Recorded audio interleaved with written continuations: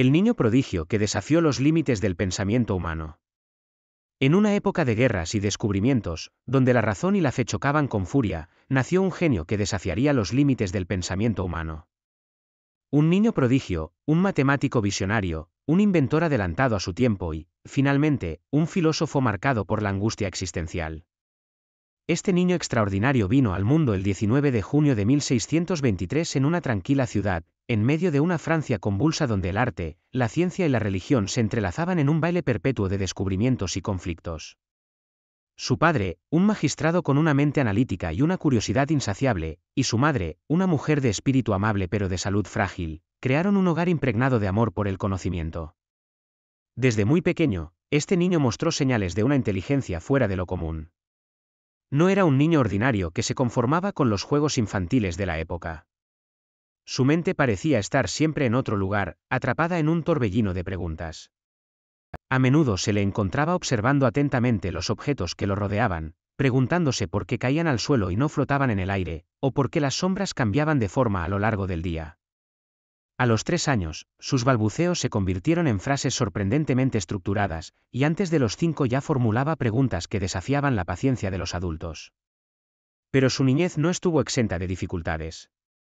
Su madre enfermó cuando él aún era muy pequeño, y la enfermedad fue lenta pero implacable. El hogar pronto se impregnó de una tristeza silenciosa. Aunque era demasiado joven para comprender completamente lo que ocurría, sentía en su interior una inquietud que nunca lo abandonaría. La fragilidad de la vida se convirtió en una sombra que lo acompañó siempre. Cuando tenía solo 3 años, su madre falleció, dejando un vacío en la familia. Su padre, devastado por la pérdida, decidió que se encargaría personalmente de la educación de sus hijos, sobre todo de este niño cuyo talento ya comenzaba a manifestarse.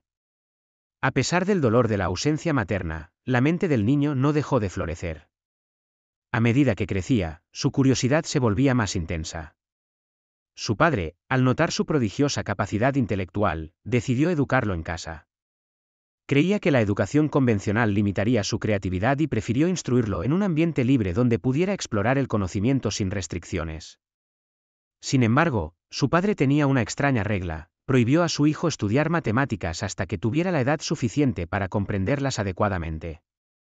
Consideraba que las matemáticas eran demasiado complejas para un niño tan pequeño y temía que su hijo se obsesionara con ellas, descuidando otras áreas del conocimiento. Esta prohibición solo encendió más la chispa de la curiosidad en el niño.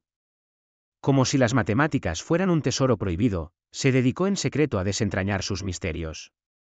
Se dice que, sin ayuda de nadie, descubrió principios fundamentales de la geometría simplemente observando las formas y figuras a su alrededor. Dibujaba en las paredes de su habitación, en el suelo de la casa, tratando de entender los patrones que se formaban. Un día, su padre lo descubrió realizando deducciones geométricas avanzadas por sí solo y comprendió que ya no podía contener su genio. A partir de ese momento, el niño tuvo permiso para estudiar matemáticas libremente, y su talento se disparó a niveles sorprendentes. Pero su intelecto no era lo único que lo hacía especial. Tenía una personalidad intensa y apasionada.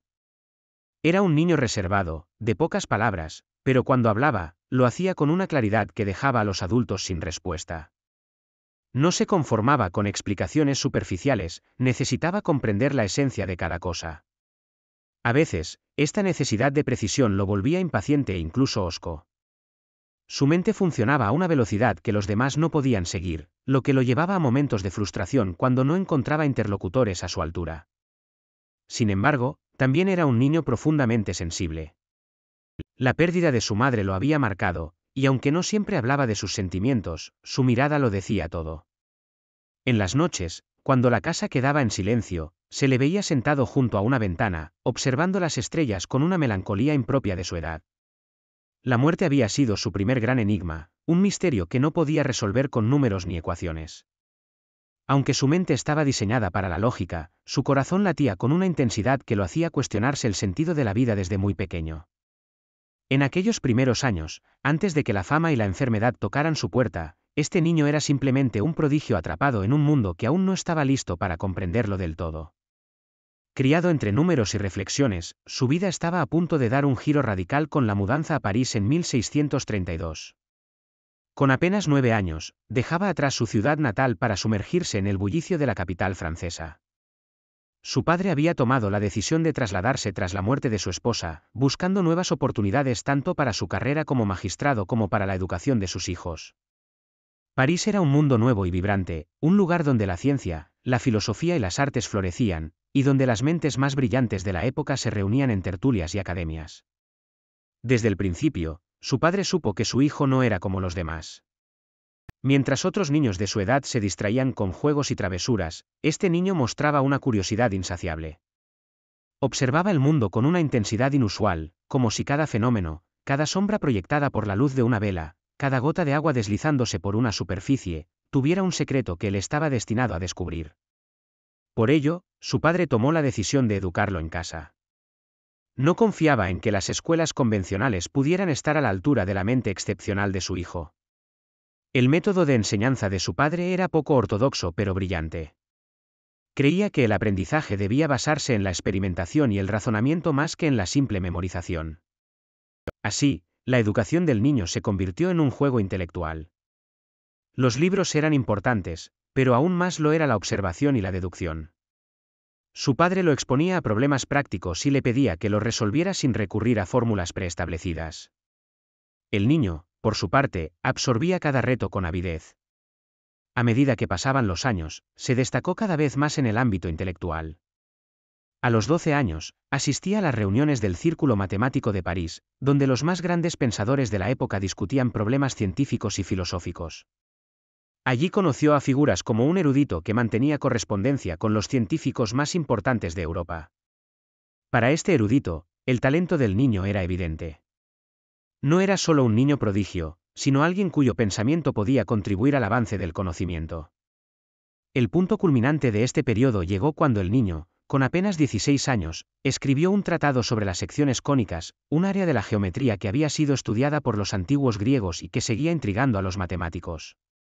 Su trabajo, conocido como el ensayo sobre las cónicas, no solo resolvía problemas que otros no habían podido abordar, sino que introducía nuevos métodos y enfoques que sentarían las bases de la geometría proyectiva. La noticia de su genialidad se esparció rápidamente, y su nombre comenzó a mencionarse en los círculos académicos con admiración. Sin embargo, más allá de los logros intelectuales, lo que realmente distinguía a este niño era su insaciable necesidad de entender el mundo. No se conformaba con aceptar lo que otros decían, sino que quería descubrir la verdad por sí mismo. Su personalidad era una mezcla de humildad y audacia, humilde porque nunca presumía de su talento, y audaz porque no temía desafiar ideas establecidas si encontraba razones para hacerlo. La relación con su padre, aunque marcada por el respeto y el cariño, también tuvo momentos de tensión. El niño era un pensador independiente, y a veces sus ideas desafiaban la visión tradicional que su padre tenía del mundo. Pero al final del día, ambos compartían la misma pasión por el conocimiento y la misma convicción de que la razón debía ser la guía en la búsqueda de la verdad. El año 1639 marcó el final de esta etapa de formación y el inicio de nuevos desafíos. Este niño ya no era solo un prodigio, sino un joven matemático con un futuro prometedor. Su educación, cuidadosamente guiada por su padre, le había dado las herramientas necesarias para enfrentarse a problemas complejos con una lógica impecable. Pero lo más importante era que había desarrollado un amor por la investigación y un sentido de asombro ante el universo que lo acompañarían por el resto de su vida.